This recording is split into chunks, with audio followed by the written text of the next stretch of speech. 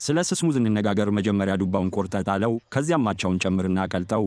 ከዚያም እንጆሪዎቹን ቆራርጠው እርጎውን ጨምረው የእንጆሪ ሽሮፕ ጨምረው ቀላቅለው ቀዝቅዘው ማቻውን ነክሰው ጣፋጭ ነገር ይደሰቱበት።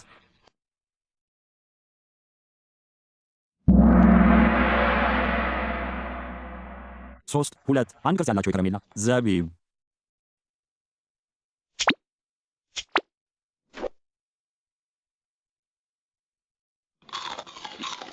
የዛሬዎቹ የከረሜላ ዘቢቦች ለመስራት በጣም ቀላል ናቸውና 5 ደቂቃዎችን ብቻ ይወስዳሉ። በጣም ጥሩ። በመጀመሪያ 2 ኩባያ የዱቄት ስኳር ከግማሽ ኩባያ የውሃ ሽሮፕ ጋር ቀላቅለው እስከ 300 ዲግሪ መካከለኛ ሙቀት ላይ ይቀላቅሉ። በተፈጨ በረዶ ይሸፍኑና ከዚያም ለቆርስ ጣፋጭ የወይን ቁራጭ ይበሉ። በሹካ ውስጥ ይንከሩት። ከዚያም ትንሽ ስኳር ይጨምሩ እና በቀላሉ ይፍጩት።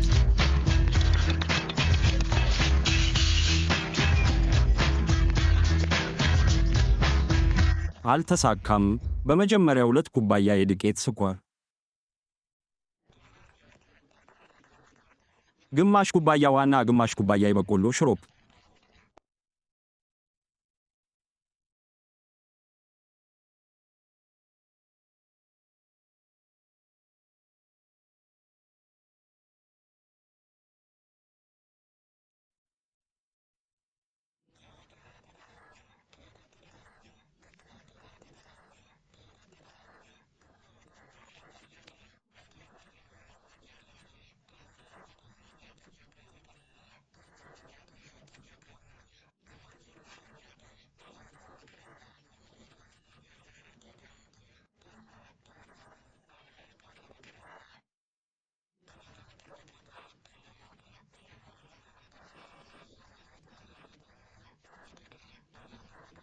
ቀላቅለው ይፍጩ።